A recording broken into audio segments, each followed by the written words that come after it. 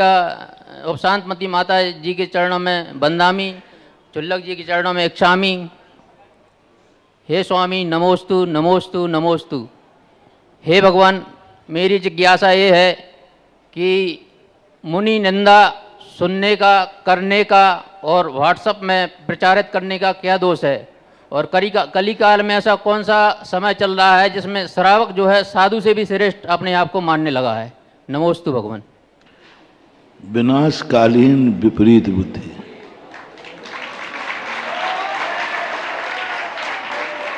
अरे एक सामान्य लोगों की निंदा करने का फल नीच गोत्र कहा है, तो साधु संतों की निंदा करने कषाय हो गई। अब तो कषाय का रूप बढ़ता जा रहा है। ये कर्म जब भोगेंगे तब कोई आंसू पहुंचने वाला भी नहीं मिलेगा। इतनी कषाय का रूप बना जा रहा है।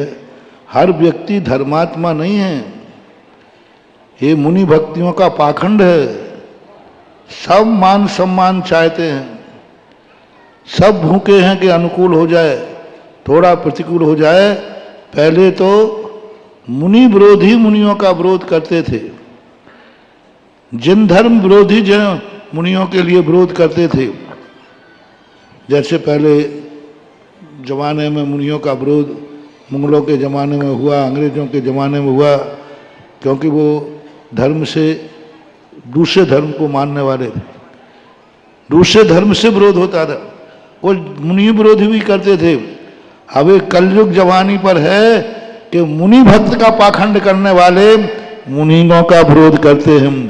एक मुनि के भक्त बनते हैं, दूसरे मुनि का विरोध करते हैं। तो ये तो कलयुग की बलिहारी है।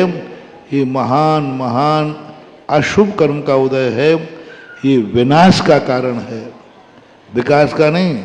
इसमें विनाश स्वयं का भी है, धर्म का भी है, समाज का ही है। चारों तरफ से विनाश ही विनाश है। अकेला विनाश नहीं होगा तो जिस साधु की बुराई कर रहे हो उस साधु का बाल बांका भी नहीं होगा। बुराई करने, जिसकी बुराई की जाती है उसका कुछ नहीं बिगड़ता। विनाश तो बुराई करने वाले का होता है। मरने वाले की दुर्गति नहीं होती, दुर्गति मारने वाले की होती है।